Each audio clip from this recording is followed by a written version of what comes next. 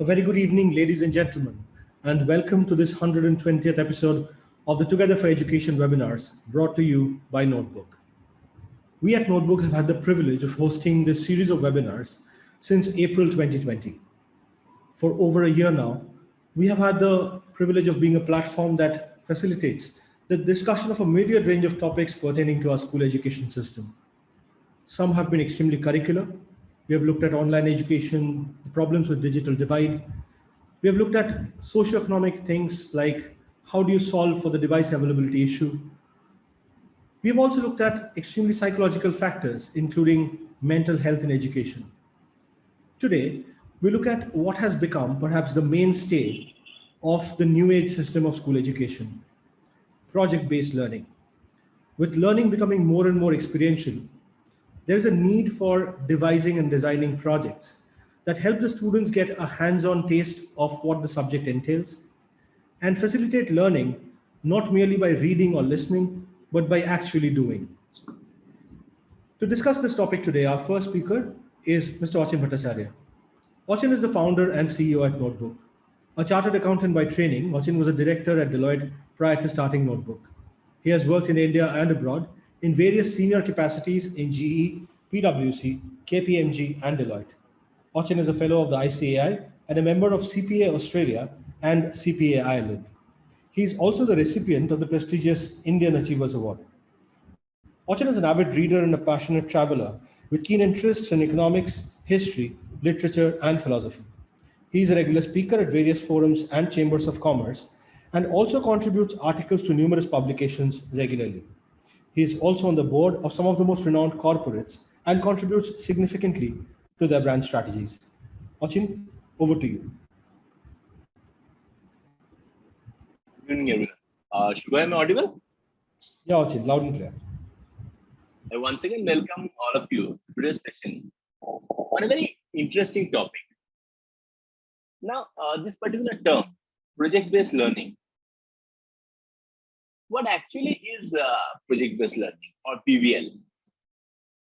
It's a teaching method in which students learn by actively engaging in real-world and personally meaningful projects. So here in project-based learning, teachers make learning really, come alive for students. Now, students work on a project over an extended period of time. So it may be for a week, so it may be for a semester, for an entire year, that engages them in solving a real world problem or answering a complex question. Now, they demonstrate their knowledge and skills by creating a public product or presentation for an audience, maybe their peers, teachers, the community. Now, as a result, students develop deep content knowledge as well as skills like critical thinking, collaboration, creativity, and communication skills.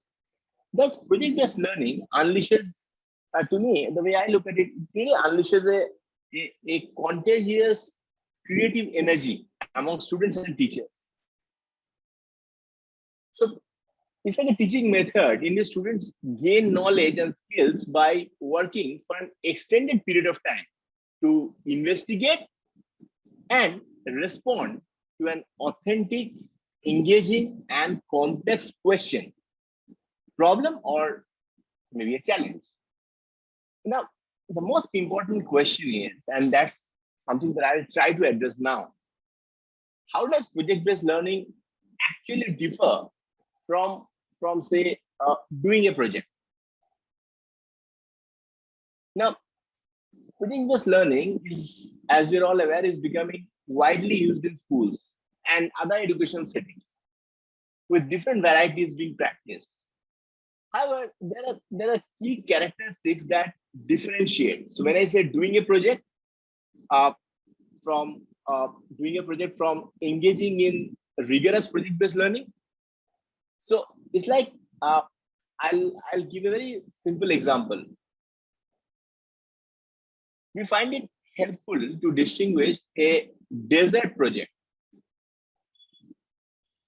something that we do after we take after the main course is over. So we find it helpful to distinguish a desert project, which is like a short, intellectually light project, served up after the teacher covers the content of a particular unit in the usual conventional way from a main course project, in which the project is the unit. So a teacher teaches an entire topic conventionally and then followed up by a short project, a very light project, which comes as a follow-up. However, so this is an example of doing a project. Now coming to project-based learning. In project-based learning, the project is the vehicle for teaching the important knowledge and skills students need to learn. So the project contains and frames curriculum and instructions. So in contrast to desert project, PBL, which is project-based learning, requires critical thinking, as we were discussing, problem solving, collaboration, and various forms of communication. Now, to answer a driving question and create high quality work, students need to do much more than merely remembering information. They need to use higher order thinking skills and learn to work as a team. Now, if we take a step back from where we are now, like we are discussing about project-based learning, we are discussing about how it is different from doing a project, a hands-on, etc. If we take a step back and look a little bit, a sneak peek into history, John Dewey is recognized as one of the early proponents of project-based education, or at least its principles, to the idea of learning by doing. So Dewey, actually enumerated his beliefs in his book, My Pedagogical Creed, published in 1897, with the view that his view was that the teacher is not in the school to impose certain ideas or to form certain habits in children, but a teacher in the school as a member of the community to select the influences which shall affect the child and assist him in properly responding to this. So for this reason, he promoted the so-called expressive or constructive activities as the center of correlation. Now, later point of time, some scholars actually associated project-based learning with terms like situated learning and constructivist theories, etc. So often considered as a method that engages students to invent and to view learning as a process. So thus, unlike traditional teacher-led classroom activities, students often must organize their own work and manage their own time in a project-based class. Now we'll see two real-life examples of project-based learning, and two very, very different kinds of examples and interesting examples. First and foremost, in an advanced placement, like I was reading about this, a very, very interesting case study actually. In an advanced placement, the US government and political class, so this was for high school students in US, who were asked to create political action plans on opposing sides for issues such as, which are like most discussed issues in US, issues like immigration, gun policy, etc. So students, depending on their perspective, what they understand of the world, real world, they jotted down the challenges and they met with members of the community. They met with community leaders, they met with volunteers who gave them feedback on their proposal. Now, others did moot court arguments with actual judges brought in to respond. Now, the whole objective was that students calculating the ecological footprints of themselves and their families and acting as delegates. So coming up with solution based on their perspective, what they understand, and not only what they understand, when they actually go and present their ideas, they also come to terms with the fact that what are the expectations of divergent interest groups. Another very relevant example, and this one is with regard to pandemic. Now, teenagers, and this survey occurred very recently in September 2020, after the pandemic, set in. So teenagers across US showed us how this pandemic year has challenged and changed them. Now,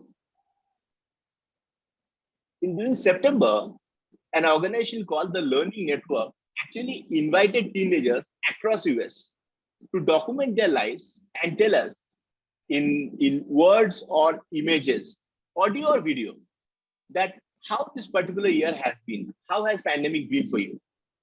So the objective was to capture the effect that it had on teenage lives and how they are viewing the world, the challenges that they're facing, how they're coming to terms with it. Now, this particular organization had been running student contests for many years, for decades now. But this time it was different. The organizers weren't just looking for individual entries, the excellent individual entries. They were also focused on how they would be woven together to tell a broader story. Because here they were trying to create something for future generations, who many years down the line can refer back to this piece of research, to this piece of work, to understand how the pandemic had actually affected the world. They knew that this would not just be a learning network project.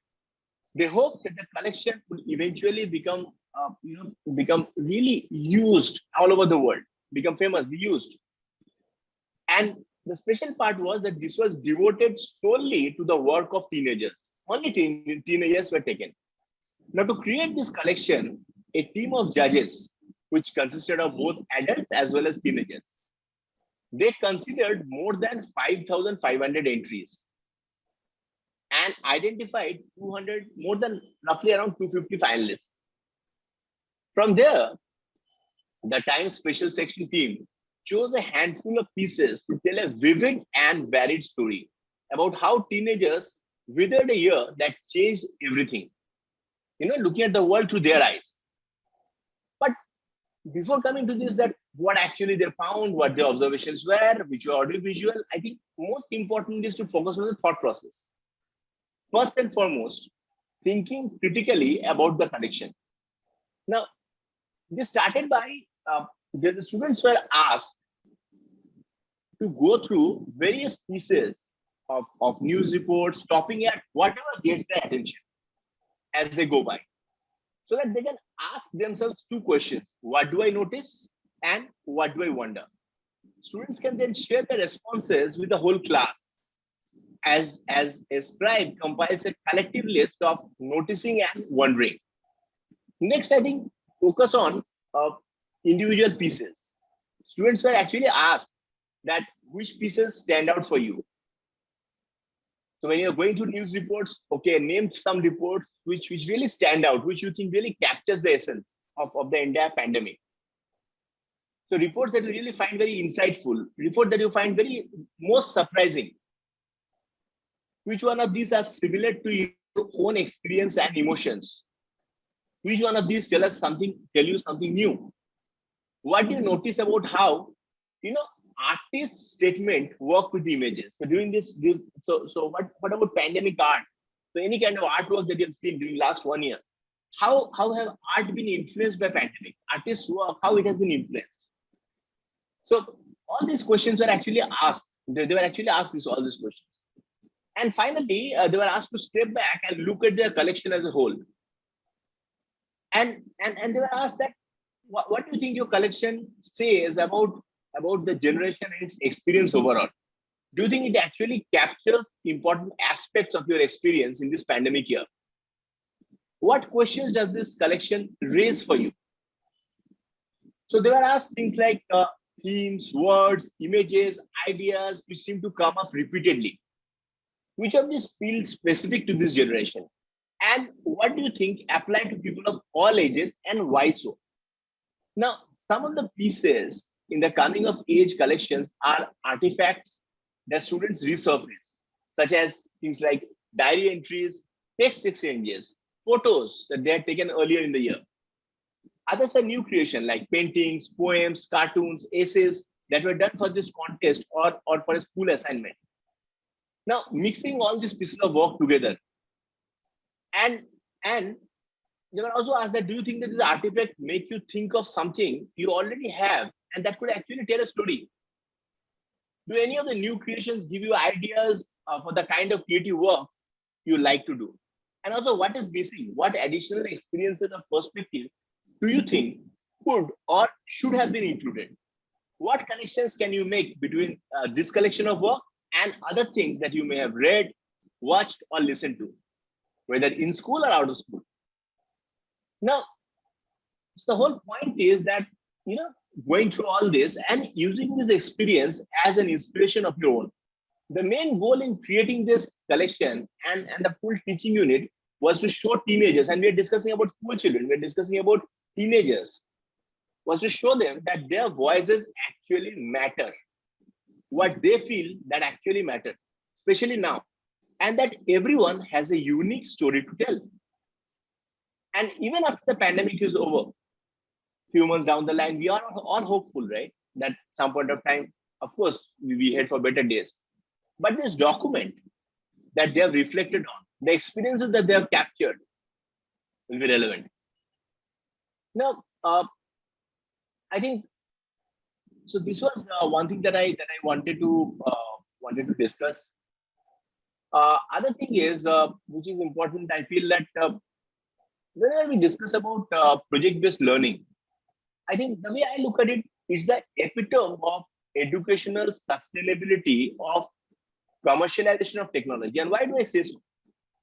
Because whenever we discuss about project-based learning, so many fantastic ideas can come from this, and actually have come from this. Students working hands-on. So we read about startups which have been very, very successful, and many of them, engineering students or students in graduation during their college years, they actually work hands-on on a particular concept, understood that yes, this is commercially sustainable and scalable, build a prototype, and took it forward. At times, we need to come to terms with the fact that multinational companies, MNCs, may not invest in our real-life problems, in our R&D. These are things that we need to solve for ourselves. Of course, they'll be interested to further develop their business interest, and that's quite logical. But the fact of the matter is that our youngsters, when they're working on a particular issue, and if their interest and if their contribution goes far beyond what they're reading in textbooks, they're actually trying to do something hands-on. Many a times, these have actually led to wonderful organizations that have been created of great ideas, which have actually somehow bridged the need gap and added value to lot many people's lives. So few terms which I think are very, very important. First and foremost, focus. Undoubtedly, we really need to focus on it. Second, technical skills. So whenever we discuss about something like project-based learning, technical skill cannot be left far behind. Innovation and creativity. To me, this is the single most important term. When we are discussing it about a term like project-based learning, innovation, thinking out of the box, and creativity. These are two very, very important terms. Next, of course, is ability to put your ideas into practice and to see to it that it actually adds value. Life skills. So these are a few things that I wanted to discuss. And I thank all of you for giving me a patient hearing. We are a very experienced and wonderful panel here today. And I really look forward to the deliberation on this topic with regard to their own real life examples, case studies, etc. I really look forward to that. Over to you, Shubhai. Thank you so much, Achin. Thank you for discussing those various aspects of project-based learning. Well, ladies and gentlemen, as Achin mentioned, we do have a fantastic panel lined up for you today. But before we go to the panel discussion, a little bit about Notebook. We at Notebook are an EdTech product. We make short, crisp videos pertaining to the school curriculum. These videos come in handy in two cases. One, when you as a teacher are taking your class, you can use these short videos as a visual introduction to the topic that you're about to teach. Let's say you're taking a subject and you want the students to be able to visualize what you are about to teach. Playing these videos for just 5 to 10 minutes would give these students a great introduction. Also, months later, when the students have to prepare for an exam or a test, they have access to the same videos on their personal devices, be it a smartphone or a laptop. The students can watch these videos over and over again, anytime and anywhere they want. I will now play you a short piece of one of these Notebook videos so that you know exactly what it is I'm talking about.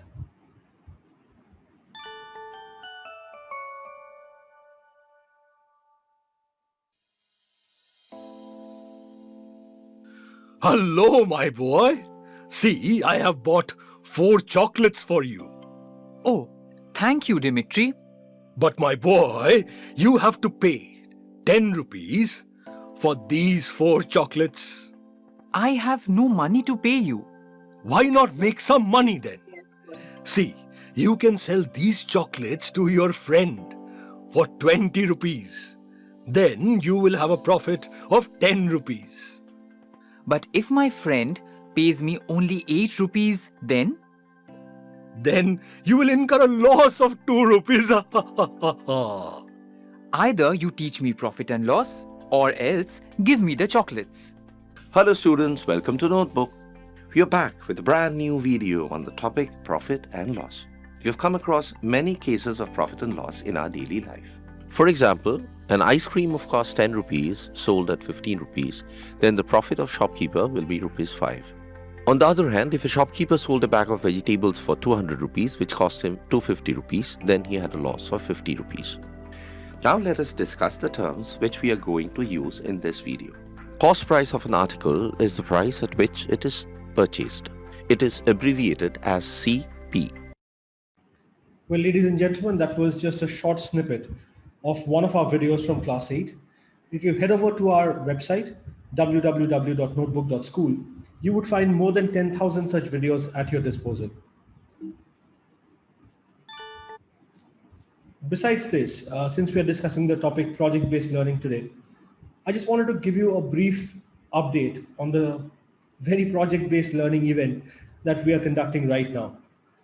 Last year, we conducted a debate called 0R, which saw more than 35,000 people joining them. Well, this year we partnered with IIM Calcutta Innovation Park, and we are conducting an event called Ignite. We started about a month back with registrations and the usual logistics. More than 400 schools expressed their interest, and now we are down to the top 64 schools participating in the qualifiers. I know some of you have been witness to the 3 rounds of qualifiers we've had so far, and the students are putting forward such brilliant imaginations and innovations that one wonders that if there is really anything we, the previous generation, are left to teach them with. Well, it is my honor and privilege to invite all of you to be part of Notebook Ignite. Well, now that those announcements are done, it is time to introduce the wonderful panel that we have with us today.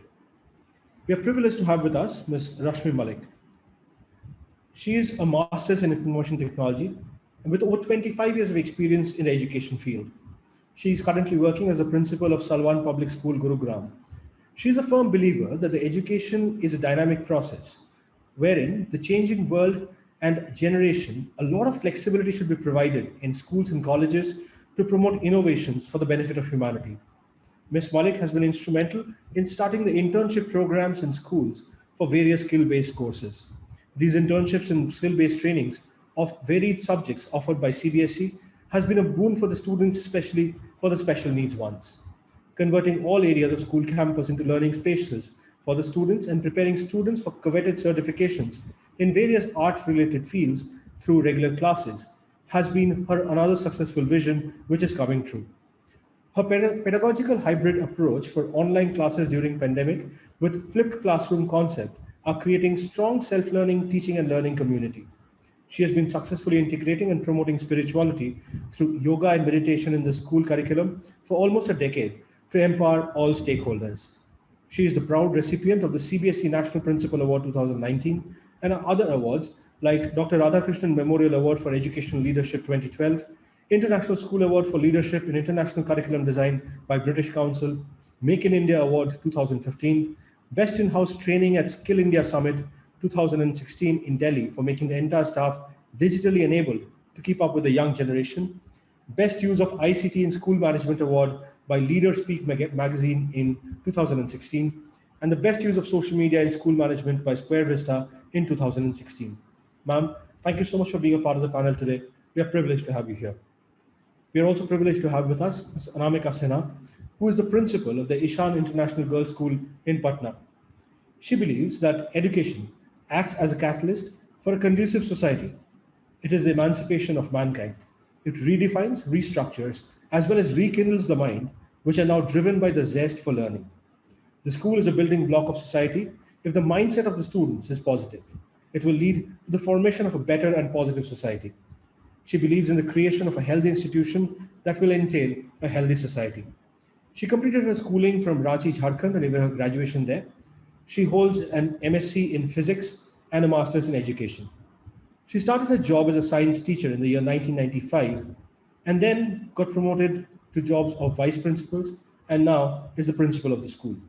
Her working experience as a teacher spans more than 26 years. Ma'am, once again, thank you so much for being here. It's a privilege to have you here with us today. I will stop my share now, switch on my camera so that we can start with the discussion. Once again, thank you so much for being part of this to both of you. Project-based learning is something that I hold very close to my heart, and I'm sure as teachers, you are equally excited by it. Ms. Malik, if I may come to you first, ma'am. You have yourself created a pedagogy around a lot of skill-based training and hands-on work. In your opinion, how important or how big a role does projects play in a child's education? Thank you, Mr. Roy, for having me here. First of all, thanks to the notebook. Thanks for Mr. Bhattacharyya. He actually, when he was speaking, I was like completely lost. I didn't know that I was a panelist. I thought that maybe I'm a listener, I'm an audience here. So Mr. Achin actually has very rightly, and very deeply, he has explained about the project-based learning. So when you talk about project is something which I think is inherent in a human being. When you just remember your childhood days, that you used to pick up anything from the floor or wherever in the house and used to, do something with that, right? So that's the human nature.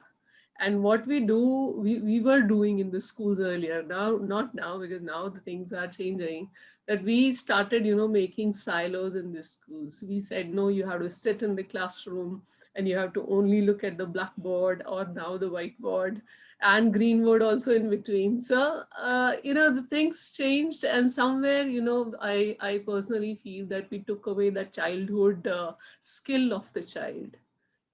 So project is very, very important. As far as I am concerned, I completely understand the value of a project. I completely understand that, okay, the human being nature should have been nourished earlier also, right? But then fair enough, those times are now almost over and we are in the new era. We call it as VUCA world, but then yes, we are preparing well for the project. So projects are very important. I've already given you the context that why. Wonderful, ma'am. Thank you so much. Ms. Sinha, if I may come to you next, ma'am. In your experience, Thank how you, big a thank role? you. I'm privileged Thank you, enough. Mr. Roy and Bhattacharya. And really, I was also very happy that I'm coming in this.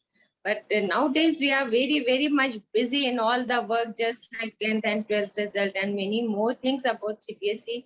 We are getting every day new work from there. Then also, I got the name here that I have to say here something unrelated with project. For that, I was very much excited because nowadays, what in this pandemic situation, what I'm seeing, that students are very much happy to learn anything with project work, because project is always helpful, but in this time online studies, it has become more powerful instrument for the students are learning very nicely according to the means. Whenever we'll give the project of any subject, any chapter, they learn very nicely and they come so boldly. They make their videos, their photos, their anything they send us, and they are so happy. And we are so happy seeing that those students who are not good in studies and were not taking in so much interest in studies, but when we are giving that, you have to make some video or you have to show some project work and you have to send us, they are very much happy.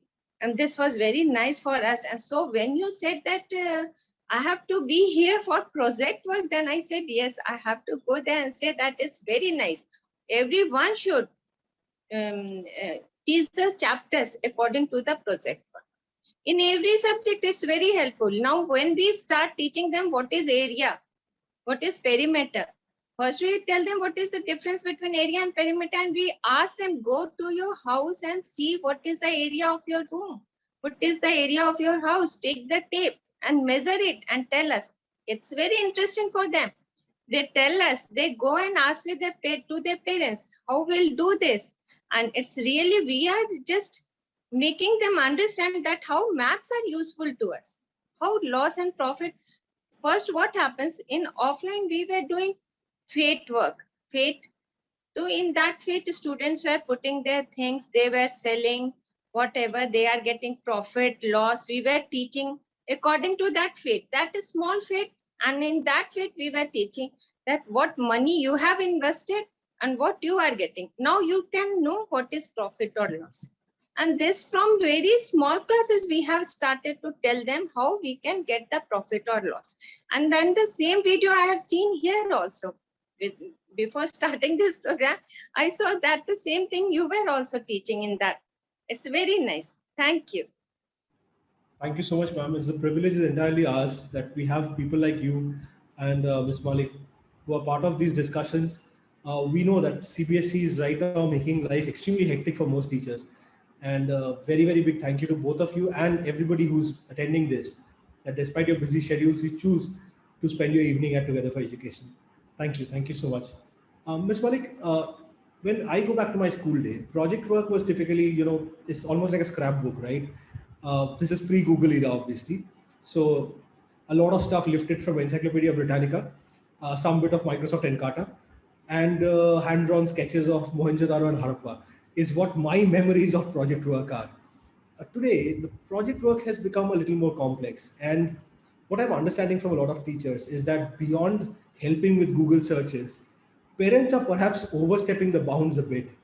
And lines are blurred between how much of help the parents are doing and in how many cases parents are perhaps doing the projects themselves. Ma'am, what's your take on this? Do you think, how do you control this parental involvement? What happens when, sorry, what happens when we give the project work to them?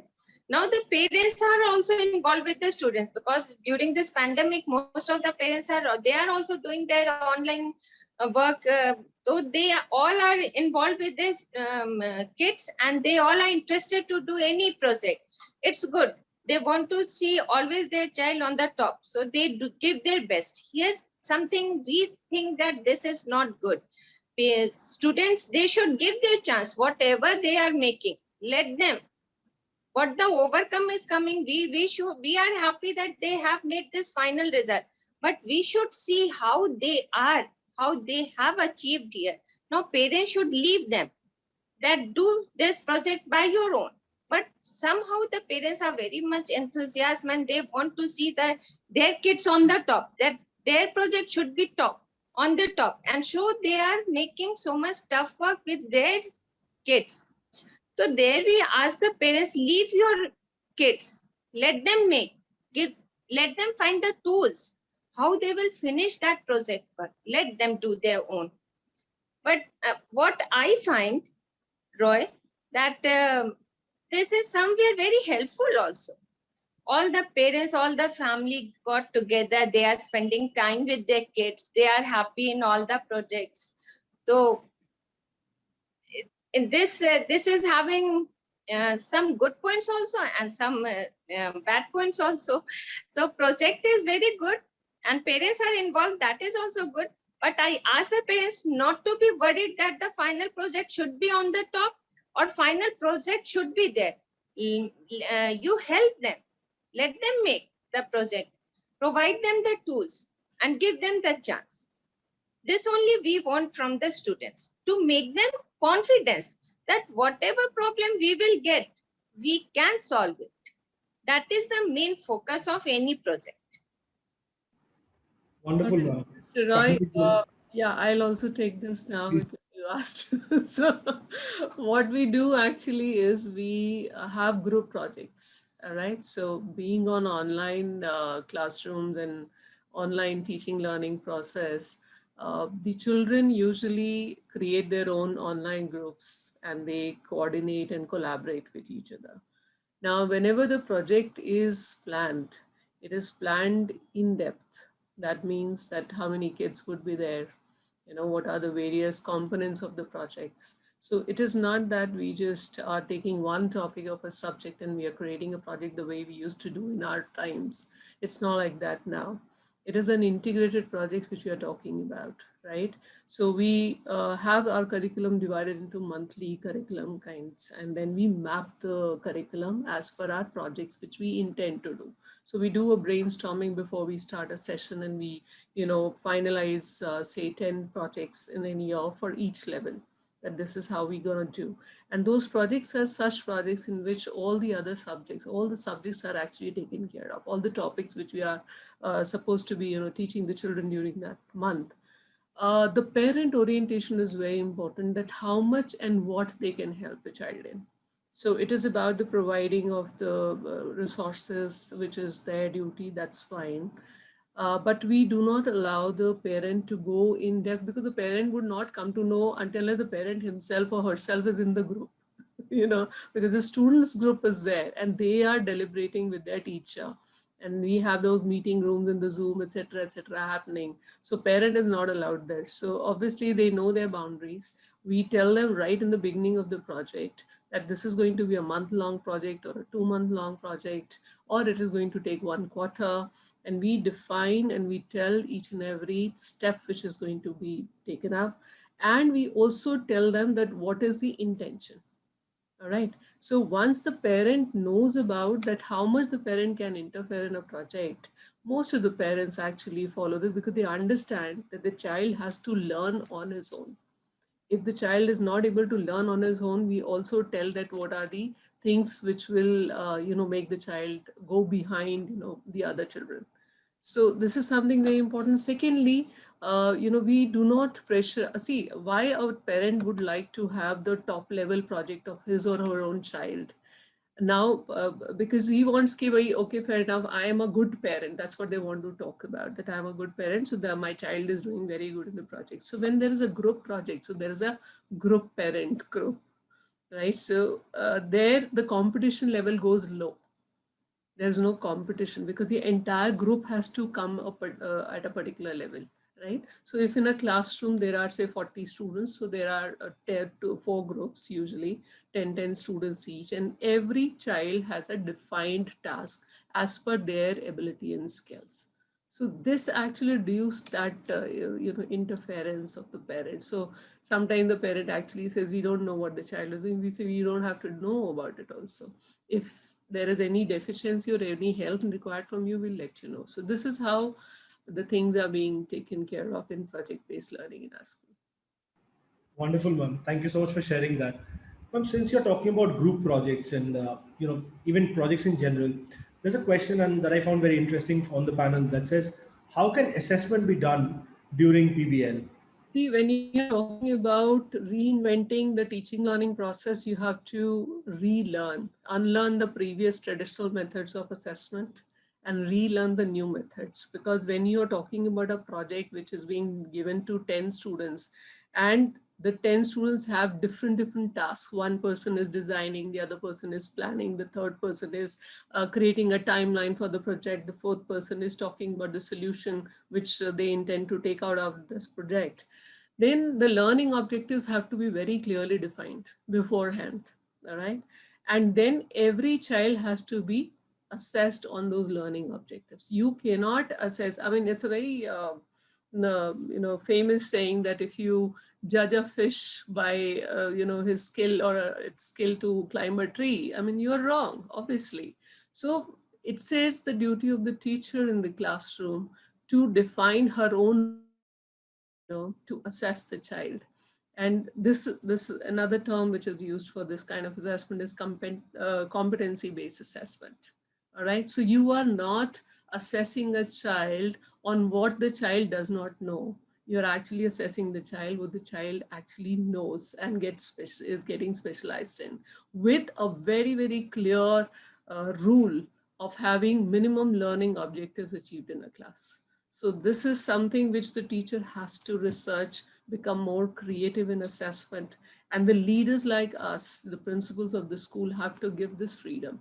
And that's what, when you're reading about my profile, it was written there that we give a lot of flexibility to our teachers Yeah, so this is something which is the need of the hour. Otherwise, we'll be again lost in those traditional assessment system. Marks kahan se aayenge? Marks aayenge. I'll give you one more example. Last year also this question came that how to assess the children in the online classes. And we actually, did an experiment. We asked 9 to 12 students to create their own competency-based questions, which cannot be Googled. And we got the various, like if there were 30 students, we got 30 questions from them. And those questions which were selected in the question paper, obviously the child got rewarded because the child knew what those questions answer. So the child got rewarded by the marks. So such kind of new innovative ideas, the entire team has to create to find solution to whatever challenges they're facing. I love how the whole standardization bit of our school education system has now given way to innovation. It took us a pandemic to kind of wake up to it, but I'm glad it's happening. Yeah, I'm more than happy because being from IT background, I've been struggling with the team, past 10 years as principal, that this is important right now. And suddenly there is a jump in that ability. I'm the most happy person right now. Wonderful, ma'am. Anamika, ma'am, if I may ask you the same thing, for project-based learning, how do you do the evaluation or assessment? Ma'am, you'll have to unmute yourself, please. Ma'am, we can't hear you. You're on mute.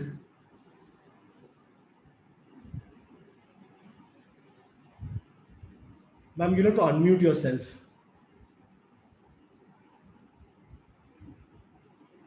I think You have to Okay, sorry.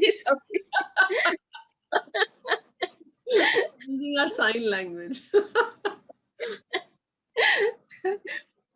Just take one subject, math subject. When we teach the students trigonometry or any shapes, we ask them from our students from 10th, 9th, that go and find in your house what difficulties you are finding and what the improvement you want in that.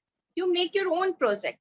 कि तुम्हारे घर में तुम्हें क्या problem हो रहा है as an architect और एज एन सिविल इंजीनियर और what you can do in that तुम अपने से उसको you make your own house क्या उसमें तुम डिफाइन कर सकते हो in this we give them their own way कि तुम अपने से बनाकर दिखाओ कि तुम उसमें and then we find out what they have done look many students are not interested in this engineering subjects and they are interested because I'm from the girls school.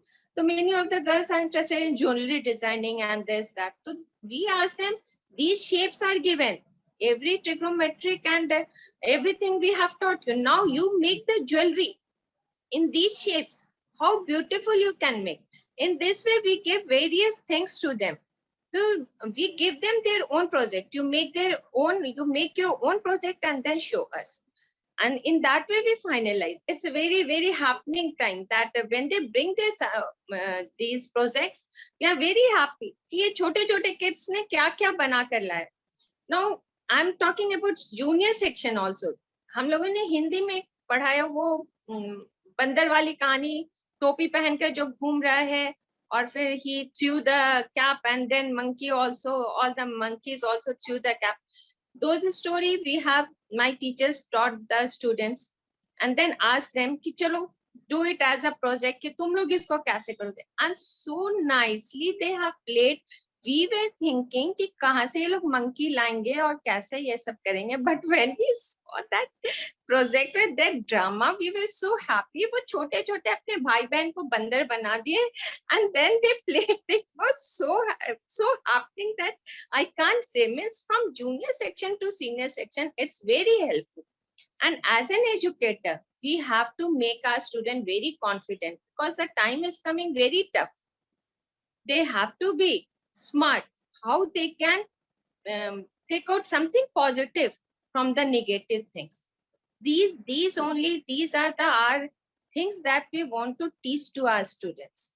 And in this way, this project learning is very much helpful. And I'm very happy in these online classes. These days, I'm very much happy because all the students are taking so much interest that parents are happy because at first parents were thinking what our kids will do at home. Na kisi se milna hai, na kahin aana hai, na jana hai, what they will do. But when the online classes started, they said, mere bacche ka aankh kharab hoga, how they'll study all the time, they'll study, how they'll manage.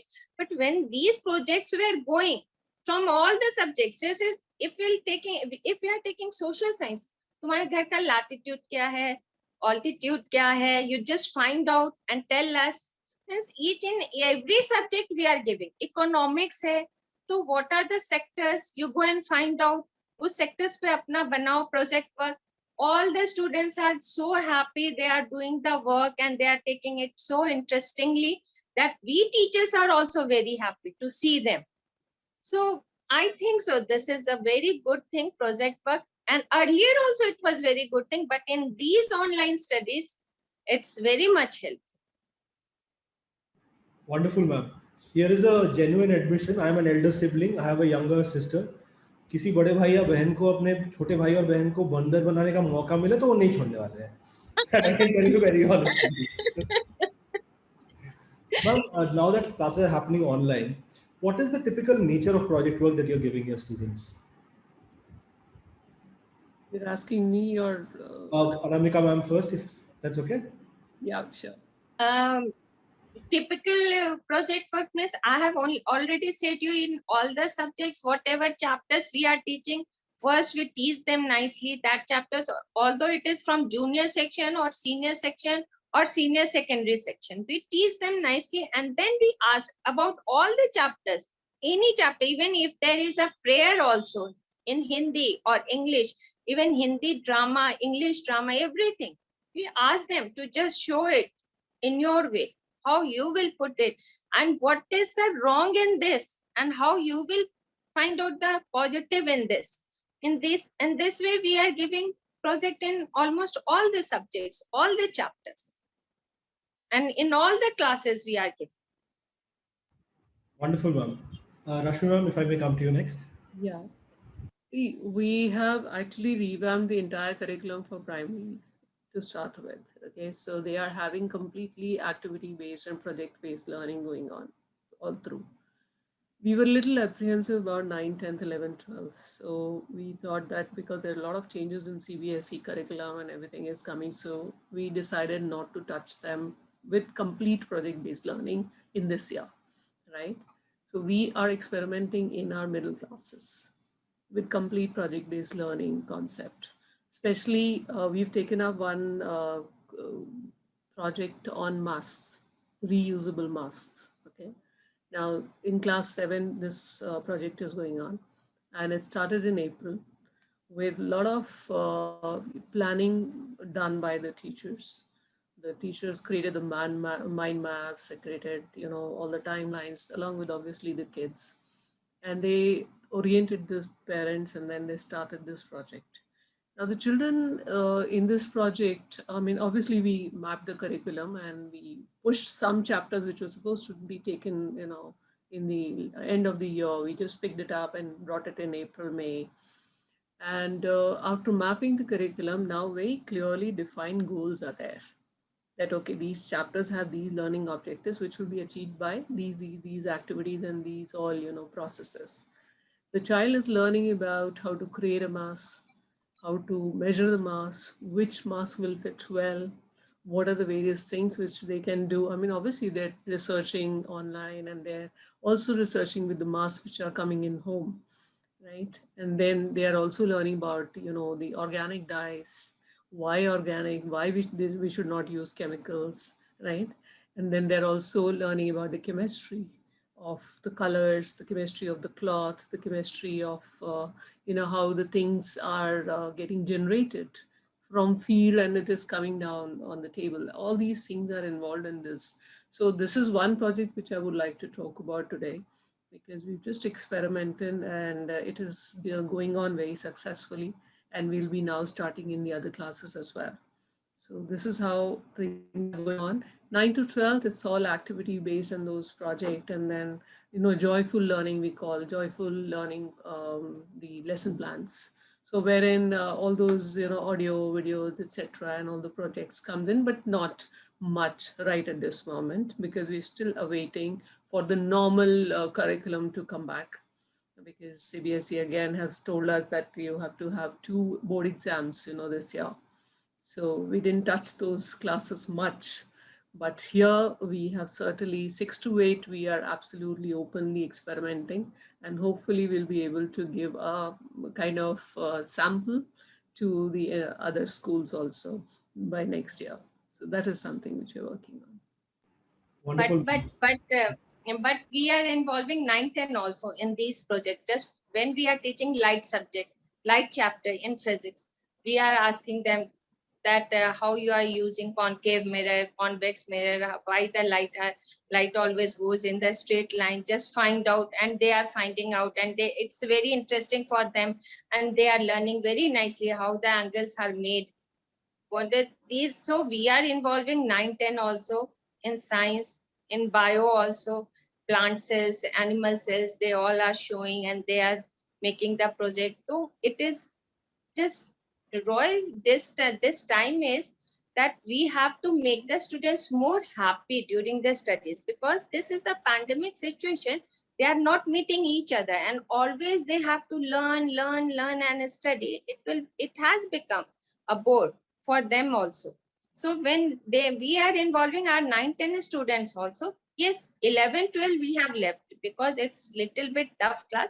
But till 10, we are using the students. Even in Hindi also, the Mirabai chapter is there. You play the drama, you see what happened in Mirabai life. तो जो वो लोग थोड़ा बहुत पढ़ते थे, तो इससे उनको और मजा आ रहा है, मीराबाई के बारे में और जान रहे हैं और उसका शो कर रहे हैं, तो it's very nice. So I have involved all the classes, right from class junior to senior. All the classes are involved in activity also and in the project work also, to make them happy and make them more learning.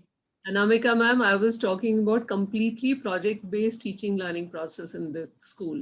We are not teaching the chapter-wise subjects in 6 to 8. That's what I was talking about. 9 to 12, the projects are already there subject-wise.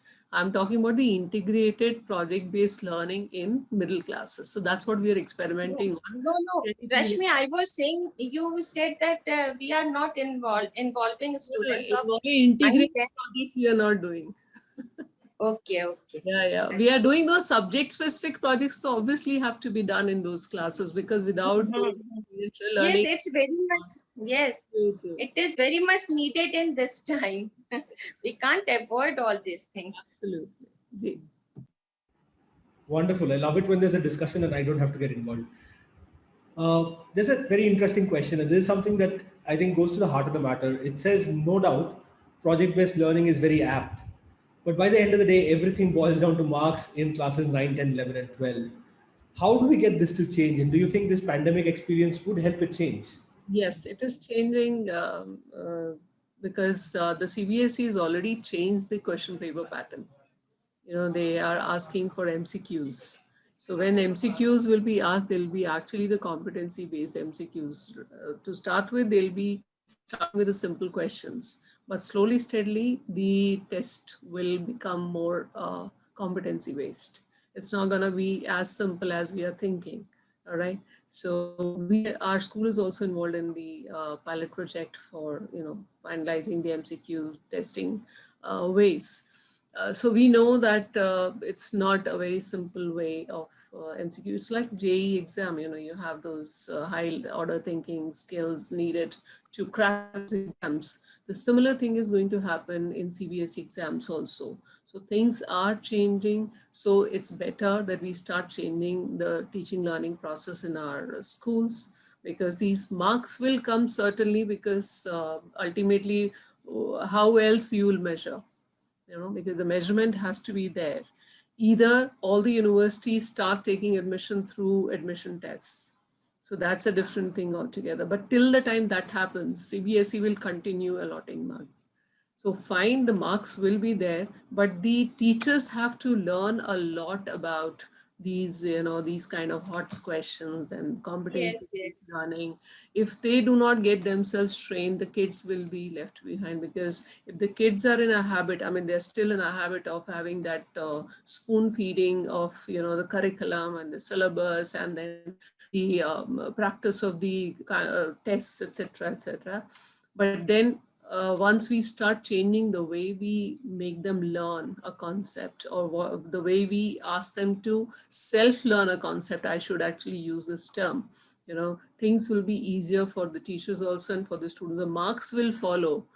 I mean, I am very known. I mean, I'm actually known in my school for using this dialogue of Amir Khan again and again. Kabil bano kamyabi dhak maar ke piche aayegi. So this statement I always use with my kids. So you need to understand the concept deeply, so that whatever way the question is asked, you're able to answer. And especially the teacher has to now focus more on ensuring that the concept is being linked with the day-to-day life of the child, because that is how the CBSE is going to frame the questions. All right. So this is the changing time, and we all must get ready now. Yes, yes. I do agree with that. This is the changing time, and students have to go through the subject chapters very thoroughly. Spoon feeding we can't do. Wonderful. I'll just take a couple of more questions on the panel. Ekta ma'am asks, PBL cannot be done in group in class 1. Anamika ma'am, you're talking about the junior schools. What is the kind of group activities that you would give in, let's say, class 1? Class 1 activity and project you are asking. Are you asking about that? Yes, ma'am. I said you, when we taught them multiplication table, now we ask them how better you can recite it. And they have done such a good work. They have learned the table so nicely. They have made the video on that. And now the parents, what the parents help them, how to make more interesting 9 table. They have taught them the quick idea to learn. And in that way, the students made the video of that tables. It was very nice. By this project work, by this activity work, they made this mathematics table very interesting, and they learned it very nicely. Now, any story like Thirsty Crow, everyone learns. Nowadays, we ask them to play this and make the video. Now, parents are also involved in that. They also made their kid. One parent, she has made her kid a crow, and she played so nicely. Although she can't speak clearly, but she has made so fantastic video on that Thirsty Crow. In this way, in all the subjects, we are giving them. और क्या हो रहा है कि when they are teaching, when they are making the videos or the projects, they are going through the chapters very thoroughly. Somewhere they are getting difficulties in finding the meanings of them, because all parents are not so learned that they should know, they can know all the word meanings. So they all are going thoroughly, and they ask with the from their teachers. They are involved. They are making their kids more smart. In this way, I find in all the subjects we do the same thing. In Hindi, prayer is there, or any story. I have told you that monkey's cap seller. They have made a very in this way we sent the project work and activity work, and they all are doing very nicely. It is very interesting also, and they learn very nicely. Wonderful, ma'am. We had heard of role play being used for senior classes. Here it is being used for the very, very primary students. The last one that I have for both of you, and Rashmi ma'am, if I may come to you first. Between the two of you, you have like decades of teaching experience, and you would have seen thousands of projects. If there's one project that you remember and that'll perhaps stay with you forever, could you just describe it for us? Very difficult, because all the projects which the children have been doing is very close to our heart. Yes, As it's an very educator, close to that. we cannot Yes. that this is my favorite Define one. them.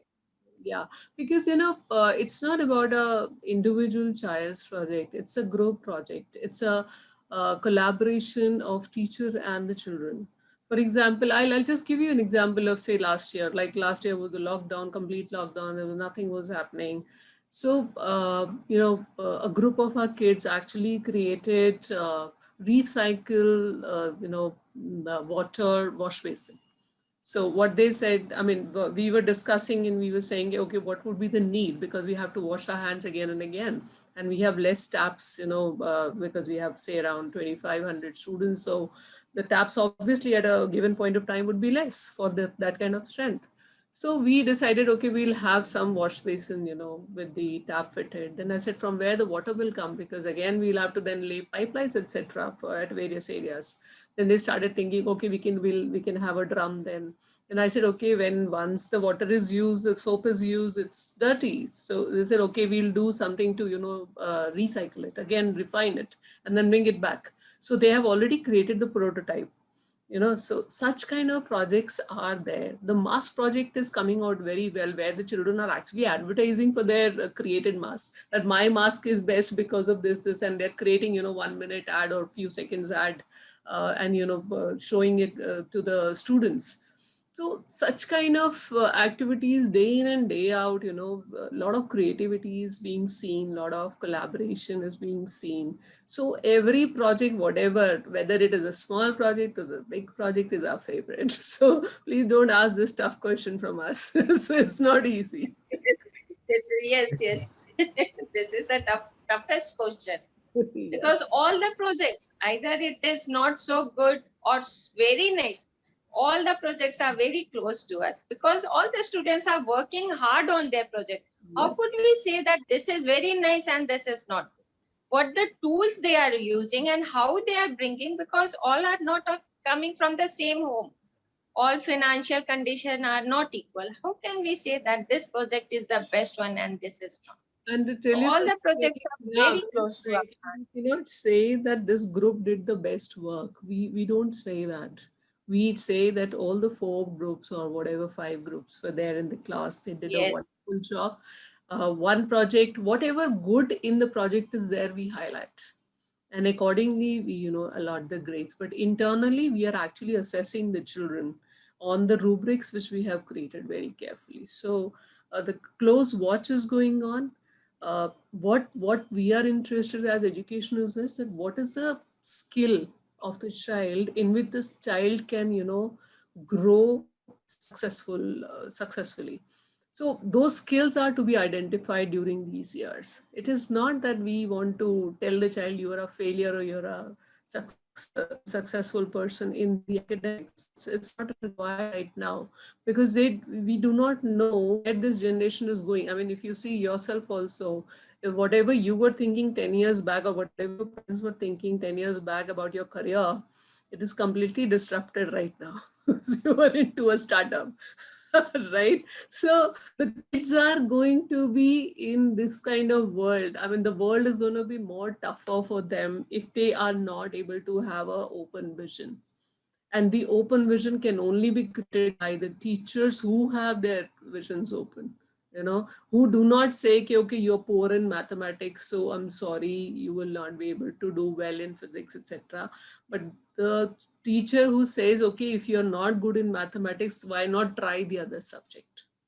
Okay, so a lot of flexibility has to be given to the children during their formative years. If they're not good in particular subject, the teacher should actually note down that why, what is the issue, and all the remedial has to be done. And then only you should be actually suggesting the child, okay, you do this. Right, so it's difficult. Wonderful, ma'am. Thank you. Thank you both so much for being a part of this discussion. I personally learned quite a bit, and I'm sure the audience has loved this. For the formal vote of thanks, I will now invite Achin back, but it's been an absolute privilege. Achin, over to you. I think really a wonderful session we had, undoubtedly. And post this, I think a lot of important takeaways as well. So can we really invite our students to document and reflect on a common experience? For instance, a project on identity might focus on having students submit artifacts and original creations and explore the identities most important to them. Maybe other example could be an end of the year project, which could prompt reflection about memorable moments in and out of the classroom. Or for instance, inviting students to document, big international or national news events of 2021. So be it the pandemic, be it the Olympics or more. Yours could actually invite documentation and reflection on experience of any significant event, whether traumatic or joyful. So I think really wonderful session we had, and I indeed thank our esteemed panelists for their time today and for giving us some great insights. Rashmi ma'am, thank you so much. I think some great aspects you highlighted, including the need to unlearn. I think that's very, very important in today's world. With regard to method to assessment, I think what you deliberated on is a need to unlearn and relearn. So really need for blue sky thinking, which is so important. And whenever we discuss about a topic like this, innovative ideas, are really so critical. So great to know about the fact that middle classes, how activity-based or project-based learning you've been able to implement. And we really look forward to hear from you in future as well with regard to how your experience has been with regard to this, maybe a few months down the line when we actually see the results. And I'm sure it will be great. And really wonderful to know about how students came up with unique ideas with regard to recycling water, with regard to their own ideas with regard to sources of water. So really wonderful. Thank you so much indeed for your time. Anamika ma'am, thank you so much. Thank you for your time, for being with us here today evening and for sharing some wonderful thoughts.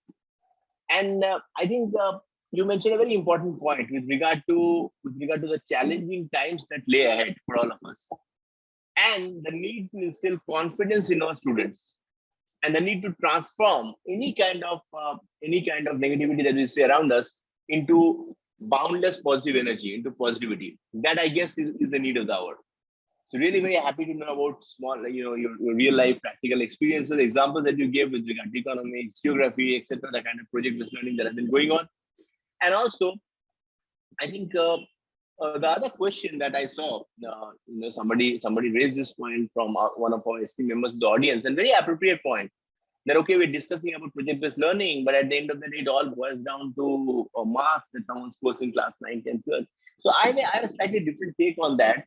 Of course, I think as Rashmi ma'am also very appropriately addressed, that yes, we do need a unit of measurement at the end of the day, because the pyramid is steep, and wherever there needs to be some kind of a selection criteria, so naturally marks will come in.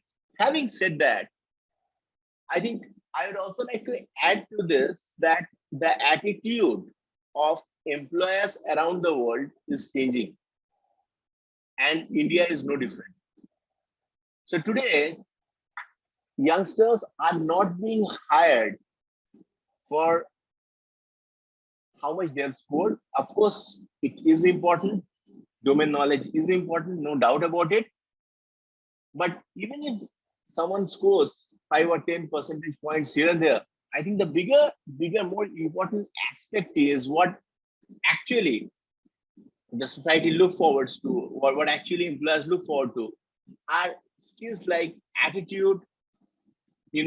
Are you approachable enough? Are you a team player? And when you're discussing about your ideas, about your thoughts, whether you have been able to put them into action. Are you somebody who can actually roll up your sleeves and get going? And that is where I guess concepts like project-based learning undoubtedly are very, very important. So no doubt about it, that is just a matter of time when the entire world will wake up. And this is happening. When I see in a forum like this, today I was so happy to see, so many esteemed educators attending this session, and the kind of questions that I've been seeing, that really shows that how relevant a topic like this is, right? So I thank all of you for your time. I also thank members of the esteemed audience for their time here today evening. Thank you, take care, goodbye. Thank you so much. Thank you. Thank you so much. Thank you. My pleasure.